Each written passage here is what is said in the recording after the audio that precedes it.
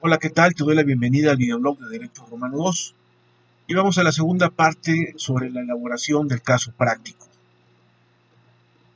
Me estoy basando el día de hoy en la metodología que sigue la Universidad Nacional de Educación a Distancia, que es una institución que tiene un carácter subsidiario, es decir, en las poblaciones en España donde no llega la universidad, pues muchos pueden inscribirse en esta institución pública que, no obstante el nombre, que algunos no sé por qué lo toman a peyorativo, goza de un amplio prestigio de catedráticos de muy alto nivel, que también tienen que hacer oposiciones para llegar a titularizar alguna asignatura. Y créanme que no es cualquier cosa. De hecho, muchas de las aportaciones en la romanística para efectos de la enseñanza a través del caso práctico, pues son de profesores de esta universidad, UNED, Universidad Nacional de Educación a Distancia.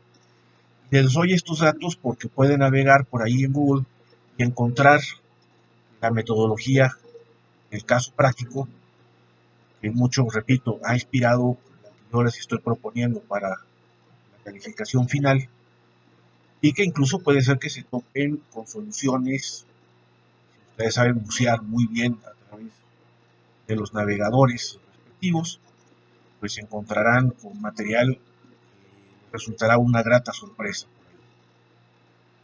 En tal sentido,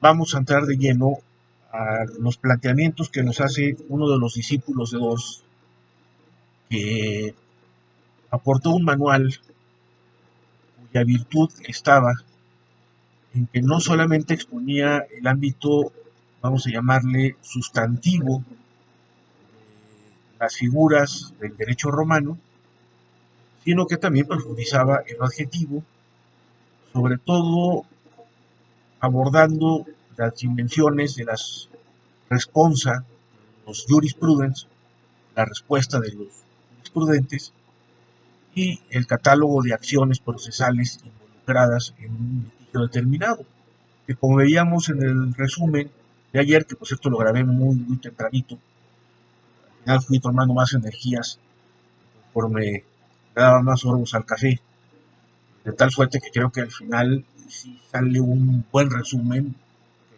puede resultar muy práctico para la elaboración de la fórmula. Y bueno, veíamos que la intentio es donde se plasma la actio, es decir, la intentio a fin de cuentas empata con lo que hoy en día llamamos en teoría general del proceso como la pretensión de las partes, lo que Celso había definido, y así consta en el digesto, como la facultad para reclamar lo que nos es debido en juicio. En el caso que aquí nos ocupa, el libro que nos sirve también como material de apoyo y que estoy seguro que navegando por ahí se encontrarán muchas cosas, es Responsa, casos prácticos de derecho romano, y ahí vemos que vienen las soluciones de Manuel Jesús García Garrido. Aquí tengo una 10ª edición, que sin embargo yo creo que ya debe ser una edición bastante vieja. Es más, vamos a ver aquí la fecha, un segundo de paciencia, la 10ª edición, como les comentaba, caray, es la 10ª edición del año 2003. Eh, Muchos de mis libros de derecho romano los fui adquiriendo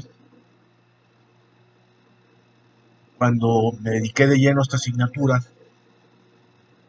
dejando lo que realmente era la mía, como les comentaba en el primer vídeo, que era la de Historia del Derecho. Yo daba esa asignatura en la UP de Guadalajara, ciertas vicisitudes me trajeron para acá, y el hueco que encontró el entonces director de la Facultad de Derecho para un servidor fue Derecho Romano. Y como traía esa inercia de trato con Álvaro Dors y con Rafael Domingos Lee, algunos otros integrantes del ámbito de los romanistas que giraban en torno a don Álvaro, pues lo único que hice fue hacer un peregrinaje por las librerías para irme haciendo una biblioteca personal, ir, a, ir haciendo acopio de un material de estudio para impartir la asignatura. De hecho, Mi traslado a la UP de aquí realmente no se da hasta 99, sino ya empezado por ahí de octubre de 98. Durante esas semanas, pues fui haciendo una colección de libros. Y sobre la marcha, dado que uno tiene que ser autocrítico y además va aprendiendo, va haciendo experiencia, pues fui adquiriendo más material. Hoy en día los libros de derecho romano pues son prácticamente escasos. Estaba este amigo Faustino Martínez, vicedecano de la Facultad de Derecho de la Universidad Complutense, que si bien es cierto que la historia del derecho hoy en día es prácticamente una especie en extinción, de hecho la Universidad Panamericana aquí en la Ciudad de México, que era una firme defensora de esta asignatura, pues ha compactado los planes y programas de estudio al respecto, con lo cual tampoco me sorprende que derecho romano pueda estar en la mira de una reducción. Bueno, esto también se debe a que a veces no se dan los relevos generacionales en cuanto al claustro de profesores. Hay profesores muy buenos en la Universidad Panamericana. En el caso de la Universidad Nacional, afortunadamente tuvimos uno de los herederos de Álvaro Dors, que es el doctor Jorge Adame Godard, investigador del Instituto de Investigaciones Jurídicas. Él tiene su grupo. Yo soy más bien navegante solitario. Prefiero en todo caso pedir consejo allende el Océano Atlántico. Creo que por ahora Rafael Domingo se encuentra por allá en New York City. Debe estarla pasando bastante mal porque ahí, si ahora estamos nosotros aquí en fase 3, allá la tienen bastante canuta. Pero sí que me carteo, bueno, por vía electrónica o ahora por WhatsApp con muchos profesores para mantenerme al tanto. Pero obtener más novedades bibliográficas es muy complicado. Mostraba algunos libros de Editorial Tecnos, el profesor Rascón, por ejemplo, van surgiendo nuevos textos y bueno, se va renovando la biblioteca.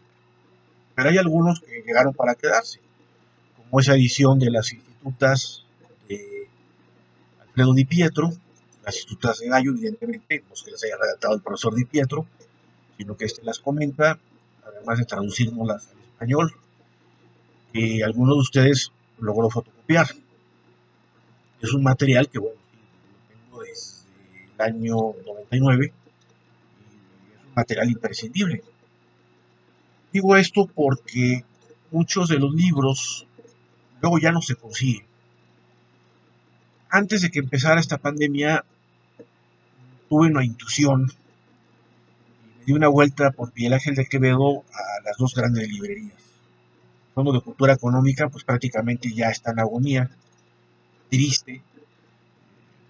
Alguna vez, bueno, ustedes ni siquiera habían nacido, pero ahí de 92 había llegado a una cúspide impresionante. Un expresidente de la República lo dirigía. Yo creo que fue mejor director del Fondo de Cultura Económica que presidente de la República.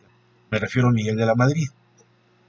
Que el pobre tiene una leyenda negra en torno a una aparente cobardía frente a los sismos del 85, cuando no fue así. Es un discurso que hizo Elena Poniatowska para empezar a construir a su vez un discurso del supuesto despertar de la ciudadanía en favor de las izquierdas.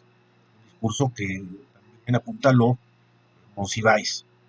Y bueno, de esos polvos, estos lodos, ellos tienen mucho que ver con el desastre que estamos padeciendo en la actualidad en México.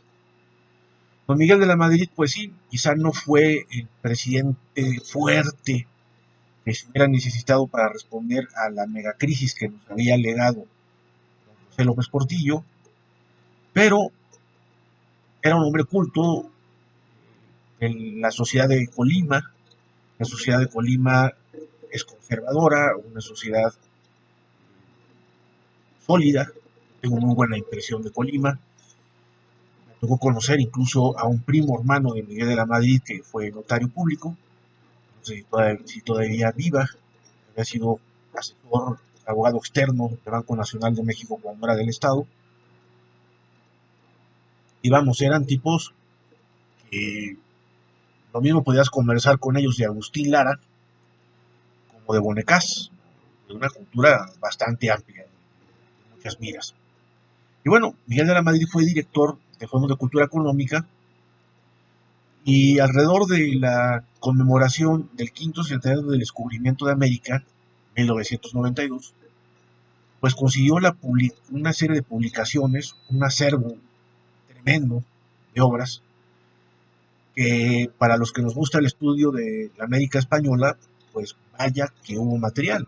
Por ejemplo, aquí se puede ver uno de los libros negros de la colección de historia, que ahora está flaca, pero que en su momento con Miguel de la Madrid había llegado a una altura bastante alta. Se publicaron libros de muchísima calidad, las obras de Rousseff, de Order, de varios historiadores de la Nueva España, que sean universitarios en Estados Unidos, sobre todo en Nuevo México, pues estaban conscientes que prácticamente la mitad, o si no es que más de la mitad del territorio de los Estados Unidos de América actuales, pues era la Nueva España. Y por supuesto, los estadounidenses tienen que conocerse a sí mismos si quieren ser una potencia preponderante y no escatiman gastos para la verdadera investigación histórica. Ellos no suelen manipular la historia en pro beneficio de un partido político determinado, sino que se respeta bastante el quehacer universitario. No obstante, tienen su propia visión de la historia propia de una nación fundada por cristianos protestantes y que tiene un enfoque diferente a como quizá un historiador formado en el catolicismo pueda interpretar las motivaciones del imperio español. Pero ya ni de broma estamos en esas alturas que había logrado el Fondo de Cultura Económica. Su primera librería estaba en la Avenida Universidad, está todavía, ahí la pueden encontrar al lado de un Office Depot y un Medco, la librería de Cosío Villegas, que fue el fundador del fondo. Y pues da tristeza verla en la actualidad, repito, sobre todo esta colección de tomos negros, de libros de historia, pues hoy en día tiene ya una inclinación doctrinal donde están más preocupados sobre movimientos subversivos en Sudamérica. Bueno, es interesante, a mí me apasiona también estudiar sobre esto, pero vamos, una cosa no es incompatible con la otra. Las colecciones deben de crecerse no a costa de vamos, de parasitar, de devorar a otros acervos en beneficio del relevo ideológico que ahora se ha tomado con Taibo II, con Junior. Es muy lamentable. Pero bueno, es otra elipsis, una divagación, porque justo un día antes de que se cerraran las librerías, por órdenes ya de Claudia Sheinbaum, jefa de gobierno, con el problema de la pandemia, pues sí que me dio una vuelta para hacer algunas compras de último minuto, sobre todo buscando temas de virología. Y bueno, aún revisando las estanterías de libros de derecho, tanto en la Gandhi como en la librería del sótano, pues en derecho romano encontramos dos o tres títulos. Y esto es muy triste. Se nota que las humanidades o la formación humanística del próximo futuro jurista, pues se va empobreciendo con el tiempo. En este sentido, pues lo único que puedo decirles es que no nos debemos de dejar. Hace muchos años yo había pedido trabajo en el ITAM, hablo por ahí de 99 también, de 2000. José Ramón Cosío era director del Departamento de Derecho en ese momento, todavía no lo proponían para que fuera ministro de la Corte, ahora es exministro de la Corte, y creo que está en su mejor momento porque lo que está publicando en El Economista son críticas con fundamento constitucional muy sólidas sobre lo que está sucediendo actualmente. Vale la pena echarle un vistazo a su columna, repito, en El Economista. Bueno, él me comentaba de que le daba la opción a los alumnos que podían echar un vistazo al derecho romano, pero que realmente lo importante era más bien la teoría general del derecho. Son cosas distintas, epistemológicamente son disciplinas diferentes. Cada una tiene su propia entidad. El derecho romano, como lo hemos visto desde el principio de estos repasos, los vídeos, pues nos libera del yugo positivista, es decir, de saber razonar el derecho más allá de lo que nos dice el legislador.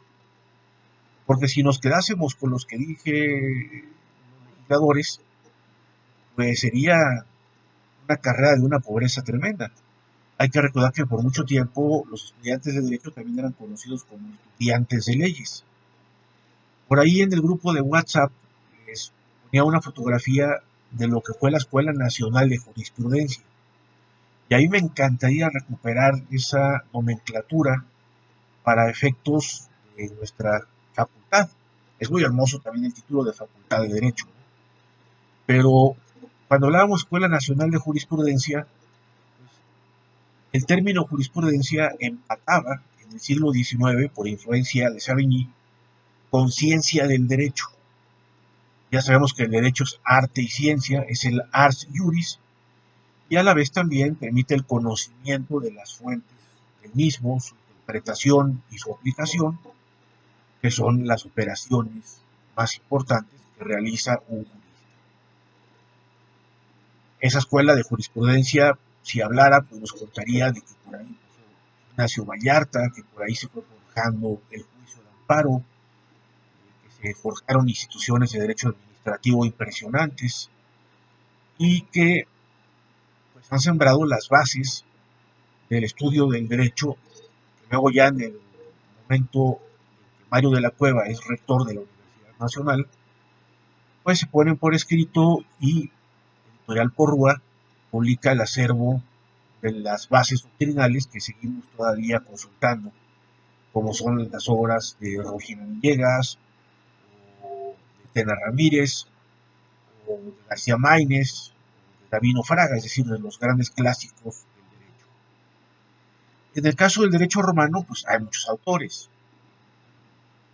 Me llega en este momento a la memoria don Guillermo Florís Margadante. Ha habido publicaciones también en confusión con el Instituto de Investigaciones Filológicas, sobre todo porque al doctor Adame le ha interesado mucho las traducciones de determinados apartados del digesto al español. Yo les recomendaba cuando estaba ahí el carrito del Instituto de Investigaciones Filológicas que se hicieran de algún libro por ahí, de alguna traducción, no sé si fuera de los libros 16, perdón, de los títulos 16 y 17 del libro 50 del digesto, que hizo Marta Patricia Irigoyen, una excepcional latinista. Como eso, pues afortunadamente en la universidad se sigue construyendo la romanística. Yo ya veré, bueno, tenía previsto incursionar en el seminario de Derecho Romano para contribuir con la dirección de tesis o poder hacer más publicaciones, pero pues se nos cruzó esta pandemia, que esto ha frenado muchos proyectos. Yo espero que solo sea un freno y que no sea un obstáculo para aspiraciones futuras, porque la romanística vale la pena rescatarla siempre. Nuestra cultura occidental se funda en tres grandes bases: la filosofía griega, la visión cristiana del mundo y desde luego la romanística. En efecto, la visión cristiana en lo jurídico puede repercutir en el derecho canónico, que ha influido en el derecho privado.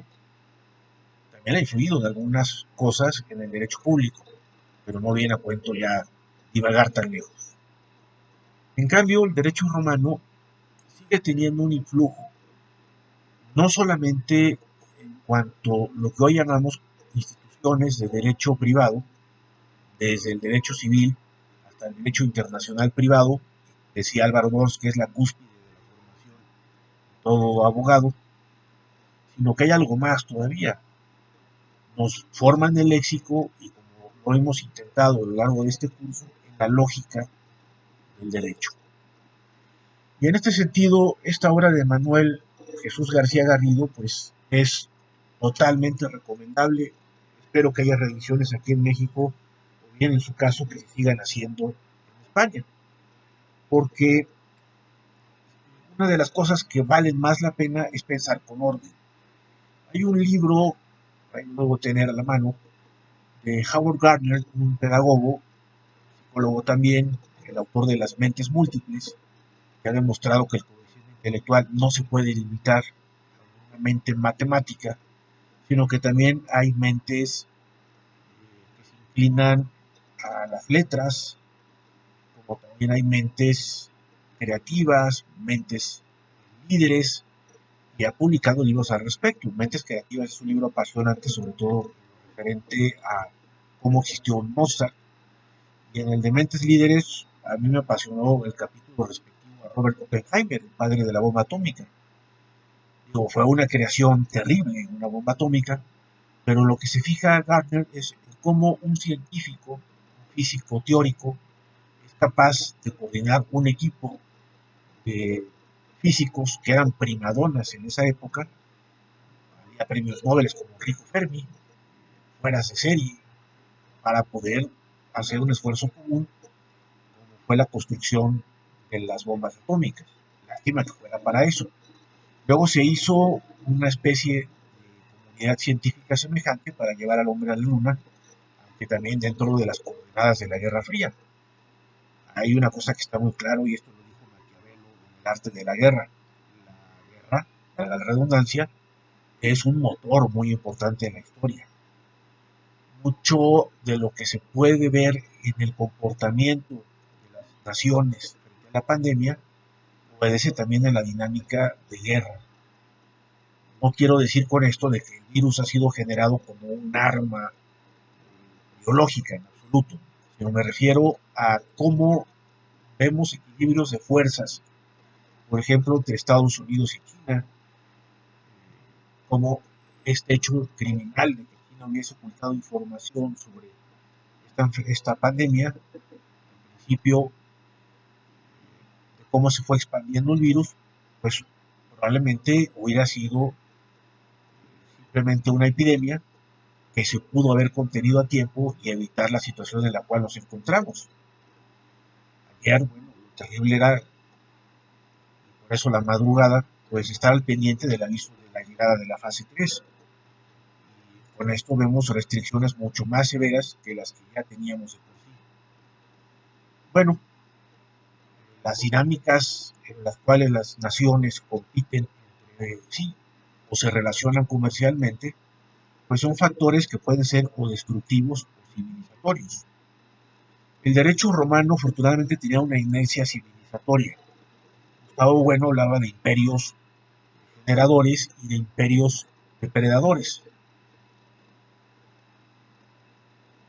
Los imperios implican que hay una nación que predomina sobre otras, o en su caso es un estado que va creciendo territorialmente y que va incorporando en su seno a otras sociedades políticas que al final forman parte de ese todo, como fue el caso del Imperio Español.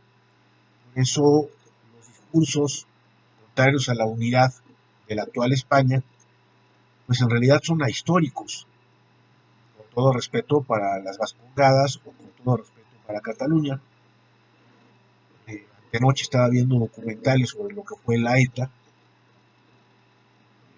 que es un tema también muy interesante sobre movimientos de liberación nacional, pero hombre, estaban peleando y matando inocentes por una nación que no existió como tal.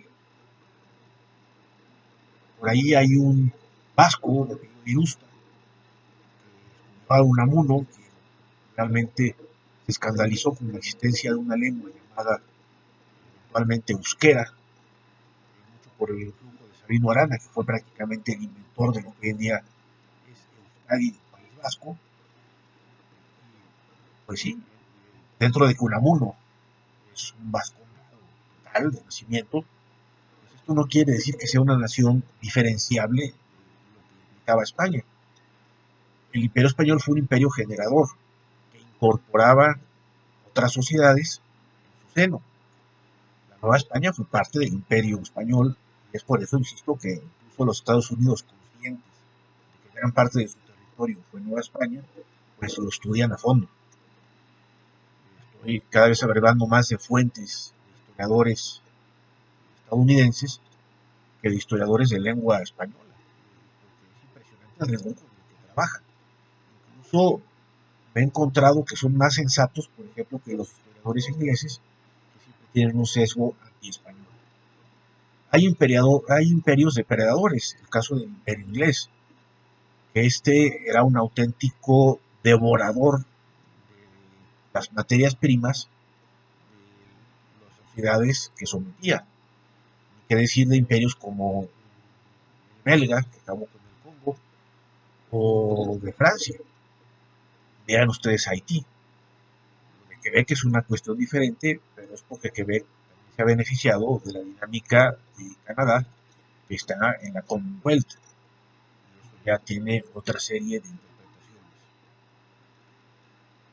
El Imperio Romano no es que haya sido un imperio prototipo de un imperio generador, porque Roma se fue expandiendo sobre todo por motivos bélicos, para proteger, por motivos de seguridad, diríamos hoy en día de seguridad nacional, proteger Roma. Pero va forjando instituciones jurídicas y va aportando también, como lo comentábamos en otro vídeo, arte, arquitectura, construcciones, las vías romanas, el concepto de una expansión en función de la construcción de ciudades, que va a ser el modelo de expansión castellana y eventualmente del Imperio Español. Creo que en un lapsus por ahí repetía Mérida en Extremadura, y fue un lapsus porque es un poblado que quiero conocer cuanto antes. Es de lo que me falta Extremadura, me hace falta visitas a esa comunidad autónoma de España, la tierra de los conquistadores, la tierra de Pizarro, es la tierra de Hernán Cortés, y pues mucho de lo que somos los mexicanos, o de lo que son los colombianos o los peruanos, pues encuentra sus raíces en Extremadura. Vale la pena darse una vuelta por ahí. Mérida, no la nuestra, no la de Yucatán, sino la Mérida de Extremadura, pues tiene ruinas romanas en muy buen estado de conservación. Yo creo que por eso me traicionó la repetición de tal ciudad, porque en efecto le debo una visita. En el caso del método de García Garrido, para entrar en materia, bueno, al menos los distraigo un poco contando mis anécdotas. El método consiste, en principio, en plantear a través de citas del digesto el problema. Pero ojo, no lo está planteando en términos con los cuales nosotros podamos ya establecer una hipótesis de trabajo, sino está citando textualmente el digesto. Quizá haya alguna variable en la traducción para hacerla un poco más ágil para un lector del siglo XXI. Pero tal cual partimos de las citas del digesto para con ello ir desarrollando la metodología ad hoc y llegar a la solución del problema jurídico o las soluciones que nos plantea esto. Entonces, lo primero que hace, además de darnos la referencia del digesto, es darnos un elenco de posibles acciones que se pudieran ejercitar en la etapa respectiva, es decir, plantearlas primero como intentio en la etapa injure y condicionarlas a la prueba y a la argumentación final en la etapa apud judicum, es decir, en la etapa injure se plasmarán en la intentio estas acciones y en la etapa apud judicum pues ya procederán o no de acuerdo a lo probado y a lo examinado por parte del juez. Entonces, la primera parte, después del planteamiento o del párrafo, mejor dicho, que nos ofrece el digesto, tenemos el catálogo de posibles acciones de las cuales nosotros tendríamos que elegir una o dos para poderla plantear en la fórmula procesal. Nosotros tendremos no que hacer una apuesta, sino razonar cuál es la que nos parece la indicada. La siguiente fase, luego del elenco de posibles acciones, es la explicación de las mismas. Esto nos permite consolidar la decisión sobre qué acción es la que vamos a nosotros a plasmar en la intentio. Luego, ya con la terminología del derecho actual, nos hablará de instituciones jurídicas que se encuentran involucradas en este litigio. Y por lo mismo, la siguiente etapa, de manera análoga como lo he hecho con las acciones, sería la explicación de tales instituciones. Y finalmente, lo que hace García Garrido es pedirnos que hagamos un acopio de responsa, es decir, de respuestas que dieron en su momento los juristas para tratar de solucionar los casos ante ellos planteados.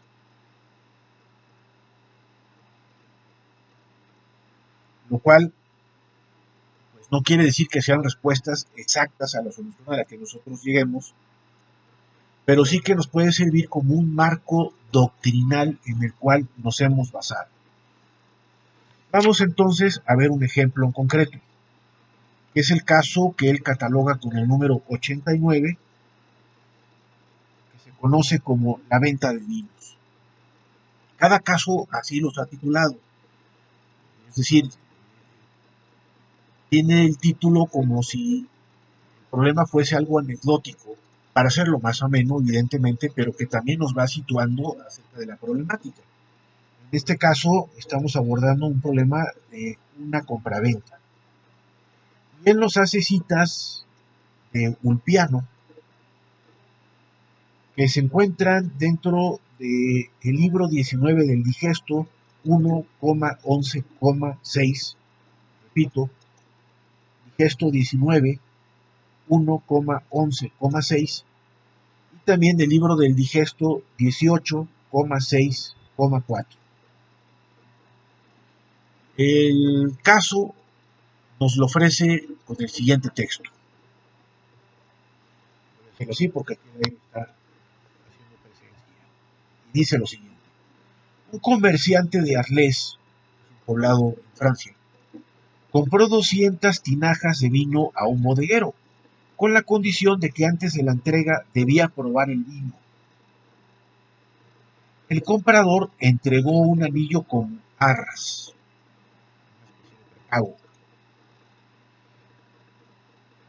Como llegado el día convenido el vendedor no compareciese para la prueba del vino, el comprador le comunicó que la compra quedaba anulada y pregunta qué acción podría ejercitar para recuperar su anillo. Como pueden ver, el planteamiento no es sencillo. Lo voy a leer de corrido para tenerlo presente otra vez. Un comerciante de Arles compró 200 tinajas de vino a un bodeguero con la condición de que antes de la entrega debía probar el vino. El comprador entregó un anillo como arras. Como llegado el día convenido el vendedor no compareciese para la prueba del vino, el comprador le comunicó que la compra quedaba anulada y preguntaba qué acción podría ejercitar para recuperar su anillo. García Garrido nos ofrece un elenco de acciones que pueden ajustarse a los hechos. Pueden, que no necesariamente deben. Ojo con esto. Entonces las acciones que él nos propone son las siguientes. Actio empti, actio venditi, condictio, reivindicatio, y hay una exceptio, que será un tema que no abordaremos para no hacerlo más complicado, pero solamente la mencionaré por ser parte de este caso en concreto. La exceptio rei venditi et traditi.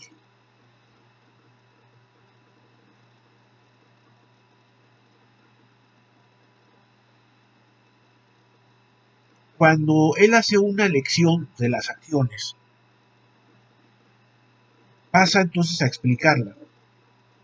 Yo en lo personal prima facie o a priori estaría eligiendo la condictio. Vamos a ver qué nos dice.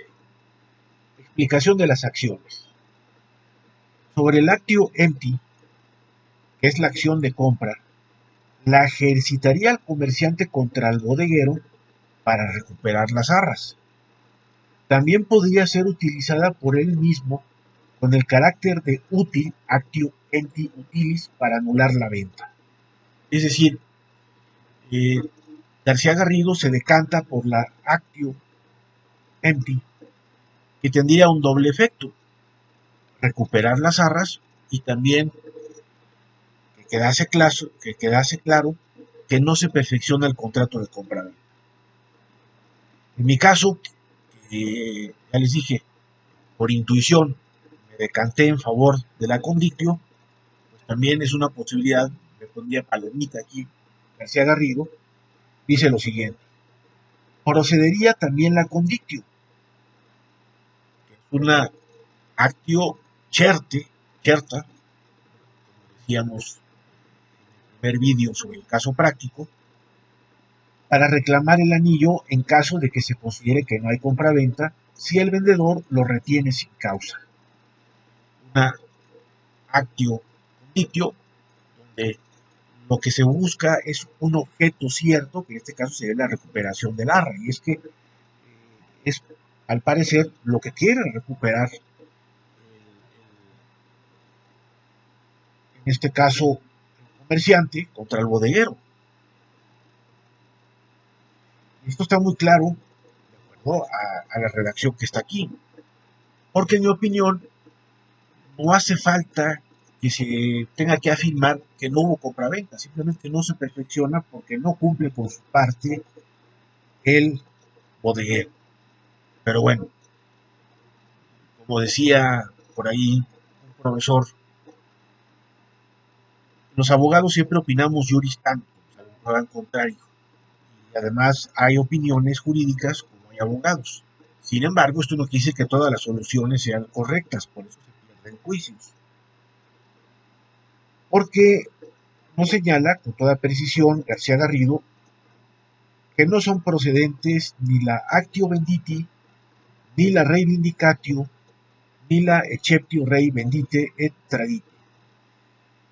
En el caso de la rei vindicatio, porque no estamos hablando de un problema de derechos reales, es un problema derivado de derechos personales. Y por eso era tan importante recalcar esta diferencia desde el principio del curso,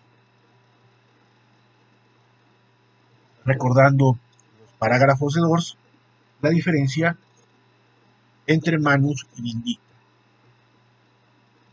Entonces, cuando nos explica las acciones, nos está señalando aquí una metodología en la cual nosotros estamos justificando nuestra decisión en torno a qué acción vamos a ejercitar.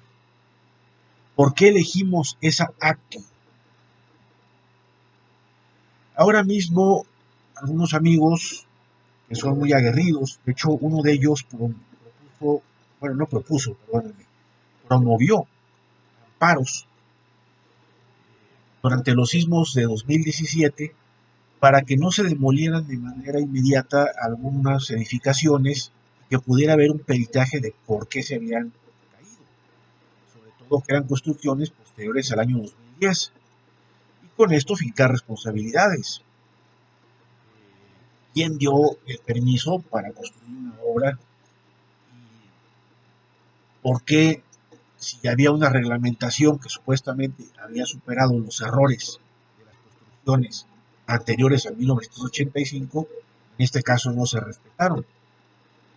O habiendo un atlas de riesgos sísmicos en torno a la Ciudad de México, pues ¿por qué se levantó el edificio ahí? En fin, con esto un propietario podría reclamar a la constructora o a la autoridad responsable. Desde luego, el amparo tiene por finalidad irse contra la autoridad responsable, pero muchos de los amparos tenían por finalidad la suspensión de la demolición. Esto ha permitido que muchos afectados el derrumbe de algunas construcciones fuesen acreedores a indemnizaciones. Bueno, ante la pandemia, pues estamos pensando en actuar jurídicamente contra la negligencia institucional que se inmovilizó cuando debió de haber actuado a tiempo en la presencia del SARS-2 en nuestro territorio, que no se actúa a tiempo en los aeropuertos. Para los que vivimos cerca del aeropuerto Benito Juárez, ya saben, aquí estamos en la colonia moderna, pegaditos a la viaducto Piedad, pues el tema de los vuelos de avión es algo muy presente porque pues, prácticamente aterrizan aquí en la azotea de la casa de ustedes. Y en un solo día yo conté 6 aterrizajes de vuelos de Iberia. Son unos vuelos de un modelo de Airbus que no me llega a la memoria cuál de todos es exactamente, pero que tiene una contaminación auditiva muy peculiar. Yo creo que el avión que tiene más contaminación auditiva es el 747-400, un Boeing de KLM, pero le siguen estos de Iberia, que son aviones creo que son armados en Francia. Si Iberia sobrevive a la crisis que les está cayendo a los españoles de una manera terrible, pues tenía por el proyecto renovar su flota, precisamente por este problema de la contaminación auditiva, además de que son aviones de asientos muy incómodos. Un Airbus 320 de Interjet pues es un hotel de 5 estrellas en comparación de una clase, digamos, de business en estos vuelos de Iberia. Entonces no había separación, evidentemente, en los pasajeros y no se verificó a ninguno de ellos a la entrada del aeropuerto de la Ciudad de México, en la Terminal 1 en concreto. Y aquí hubiera sido muy importante actuar porque probablemente por estos vuelos, junto con los que llegaban en los Dreamliners de Aeroméxico, pues llegó el... Ahora bien, ¿qué vías elegir? Por eso hago esta divagación. Paros, denuncias penales para fincar responsabilidades a las autoridades. Desde luego hubo denuncias en el año 2017, que ahí siguen atoradas y vamos a ver qué sucederá con aquello. La justicia es lenta, desafortunadamente. Por ello que existen los incidentes de suspensión en materia de amparo para frenar algo de la manera más pronta, más expedita. Eh, Quejas ante la Comisión Nacional de los Derechos Humanos por violación al derecho humano a la salud. Confiamos en la actual CNDH, o podríamos confiar también en la Comisión de Derechos Humanos que todavía se sigue nombrando a sí misma como del Distrito Federal. También es muy difícil tomar las decisiones no solamente en función de la vía o de qué acciones podemos ejercitar, ya sea una acción penal que ejercita el Ministerio Público, pero que nosotros podemos denunciar la conducta presuntamente delictiva, o en su caso la acción constitucional, no las del artículo 105, me refiero a la acción de amparo, ¿no? Para reclamar también el derecho a la salud, en caso de que el amparo sea procedente. O bien una queja que aunque no tiene efectos vinculantes, pues sí repercute en cuanto a responsabilidades administrativas respecto de la autoridad presuntamente responsable de la violación de un derecho humano. Bueno, al margen de quienes encabezan las instituciones hoy en día, uno tiene que tomar decisiones para saber cómo actuar, para saber qué vía o qué itinerario debe de recorrer procesalmente hablando. Y esta metodología del caso que nos ofrece el profesor García Garrido nos es bastante útil. Por eso hay que explicar por qué hemos elegido esa actio. Es una justificación que luego la vamos a plasmar en la fórmula procesal como la intentio. Y de ahí la importancia que tiene. Luego, en cuanto a instituciones involucradas, ya sabemos que los romanos no piensan en términos abstractos, pero dado que el derecho romano es un propedéutico de nuestra formación para el derecho privado actual y el derecho in genere, pues sí podemos inducir instituciones jurídicas. En este caso está la compraventa y está una condición suspensiva. También encontramos la institución de las arras y había que explicar cada una de ellas. Está claro que se trata de una compraventa a prueba. Ya habíamos hablado de esto en otro vídeo. Y está claro que esta compraventa está sometida a la condición suspensiva de la prueba del vino. Si no se verifica la condición, la compraventa no se realiza. Ahora bien, hay otra figura jurídica aquí involucrada que es la arra. Es la señal que se entrega como parte del precio en la confirmación de la intención del comprador. Anillo entregado, arras confirmatorias. Que habíamos visto ya en su momento en el caso de las compraventas que se podrían llamar de esperanza. Por lo tanto, pues tenemos claro cuáles son las instituciones, ya una vez hecha esta inducción, pero tenemos que explicarlo, tenemos que justificarlo también, así como estamos justificando cuál es la actio, tenemos que explicar también cuáles son las relaciones jurídicas personales que están involucrados en el caso.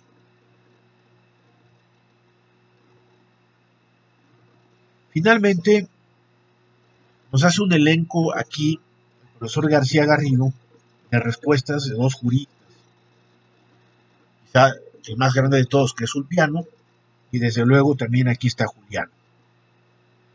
De Juliano hay una respuesta que es la siguiente. Puede demandar por la acción de compra para que se restituyan las arras y dice también que tiene la acción útil de compra para disolver esta, que es la primera solución por la que se decantó García Garrido. Yo fui más por la condictio y en este caso su servidor empató con Ulpiano. Eso me da un poco de orgullito, me levanta el ánimo en días que han sido muy duros. Yo confieso que anoche se me bajó un poco la moral por las decisiones que se están tomando, por el futuro que se ve muy nublado. Además aquí en la calle de al lado se nos inundó para colmo.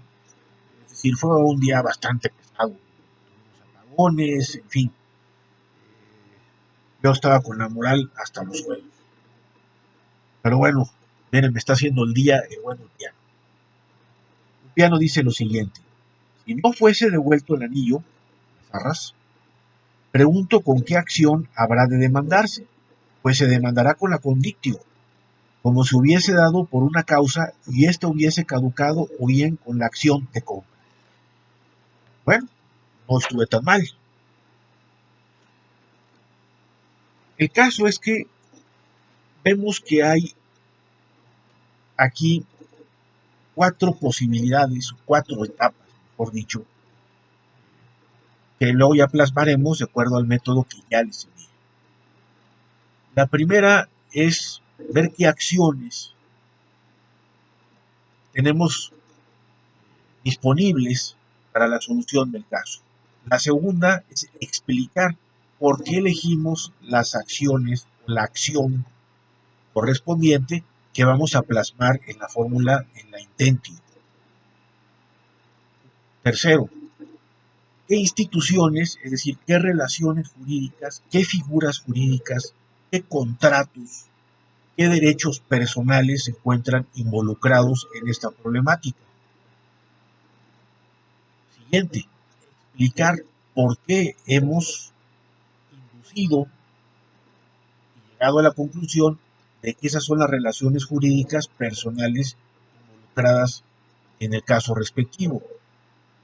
Y finalmente, hacer un acopio de respuestas, respuesta sería la forma correcta de decirlo, de los jurisprudence ad casu.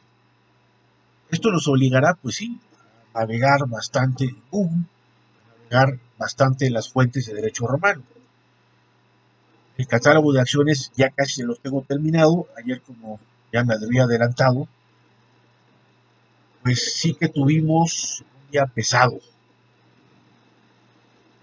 La lluvia que se nos vino en la tarde fue muy dura y, como les digo, la calle de al lado se llegó a inundar. Son situaciones que llegan a ser de tal gravedad que el agua llegó a tener prácticamente un metro, un lago prácticamente aquí en la calle de Pampas. Uno de los vecinos nos advertía en el chat de WhatsApp que tenemos en la comunidad si alguien tenía X coche estacionado ahí, porque pues, se puede tener una pérdida total de un vehículo en esa situación. Afortunadamente parece que no fue de ninguno aquí de la comunidad, pero pues pobre del dueño cuando llegó y vio el vehículo ahí. Ahí me sorprendió que llegaran bomberos a ayudar de inmediato en esto, pero lo que me causó más preocupación es que los pobres no cuentan con ningún elemento de protección, porque el maldito bicho, pues ahí está. Probablemente la fase 3 ya había iniciado tiempo atrás, pero el problema está en que estas crisis de salubridad pues repercuten también en la popularidad política. Y eso es lo que ocasiona muchas veces que se retrase la toma de decisiones. Puede haber un error técnico, en el caso de Suecia o de Inglaterra eso fue, que se pensaba que uno podía contagiarse tranquilamente y adquirir el COVID-19 y que el sistema inmunológico hiciera su tarea. Boris Johnson luego reculó. Incluso el pobre terminó en terapia intensiva, aunque ya está funcionando otra vez. Y en el caso de Suecia, pues aunque tuvieron que recular, pues siguen justificando que su teoría de que sea el propio sistema inmunológico del individuo el que se encargue de ello. La realidad es que la contención tiene que hacerse de manera inmediata. No puede haber fases, sino tiene que haber un aislamiento, tiene que haber una contención, que lo decíamos desde los primeros vídeos, de tal suerte que la propagación no se dé. Muchos políticos pues lo que intentan es evitar el pánico, compras de pánico, que se agoten los insumos. Pero vamos, desde el principio de esto ya no había insumos. Yo me di vuelta a lugares incluso como Sam's, no la farmacia de la vuelta, en la que no había tapabocas. Ya les he comentado hasta el cansancio, pues conseguí ahí en ISO tapabocas con, pero bueno, es el que tiene las condiciones más adecuadas, porque hay algunos que usan tapabocas, por ejemplo, de pintores, que no son los que parecen ya prácticamente una escafandra, sino mascarillas que son de papel, que no sirven absolutamente para nada en ese tipo de situaciones, o tapabocas quirúrgicos, que son los de la telilla, que tampoco son suficiente protección, sobre todo en la inhalación. Este virus tiene la cualidad de que es bastante contagioso. Pues bueno, a pesar de la dificultad, de la adversidad, pues tenemos que seguir adelante. Espero que estas orientaciones para la elaboración del caso práctico sean útiles. Toda esta justificación venía a que seguiré trabajando con el catálogo de acciones. A la primera oportunidad que encuentre esta jornada, estaré grabando lo referente a los contratos consensuales de societas y mandato, sociedad y mandato, para que lo tengan también en su disposición lo más pronto posible. Por lo pronto, pues les deseo mucha salud, mucha paciencia, les mando un fuerte abrazo y seguimos en comunicación. Me alegra mucho que hayamos recuperado algunos que estaban por ahí rezagados en el chat de WhatsApp y desde luego que ya están consultando los vídeos. No se les olviden los likes. No estamos monetizando, es un canal pequeñito, es un canal provisional. Ya ven que voy aprendiendo ahí un poco a youtubear, pero pues todavía tengo que mejorar la calidad de la filmación. Ya he estado viendo cómo mejorar la cuestión del micrófono, es un montón de cosas, Pero aquí lo importante es sacar el curso. No estamos para ser el mejor canal de YouTube del mundo, y tampoco yo me considero Chumel Torres, ¿no? Más toco madera, Dios me libre. Se me hace bastante pesadito el sujeto, aunque a veces comparto sus críticas, me refiero de sus puntos de vista, jamás compartiré un video de él, porque insisto, es un humor que no me hace gracia, mucho menos en tragedias como la actual administración, mucho menos con la actual gestión de esta pandemia. Pero es una celebridad, desafortunadamente, en nuestros youtubers. La realidad es que tenemos que mejorar bastante en el tema. Hay youtubers que son mucho más valiosos. Yo creo que en mi caso trabajaré más en el rango de un podcast, más que me vean de careto, que vean aquí uno de los tantos rincones del departamento donde uno puede grabar. Ahí está mi acervo bibliográfico o una de las partes. Si vieran para allá hay más libreros. Pero lo que sí les puedo decir es que pues habrá que estar opinando. Yo creo que es un momento en el cual la sociedad civil tiene que posicionarse al margen de los partidos políticos y despertar conciencias, porque vienen tiempos difíciles. Vienen tiempos difíciles porque hay una contracción económica que, aunque no se quiera aceptar, es una realidad. De entrada, porque los yacimientos de petróleo en México ya no son lo que eran en los 80.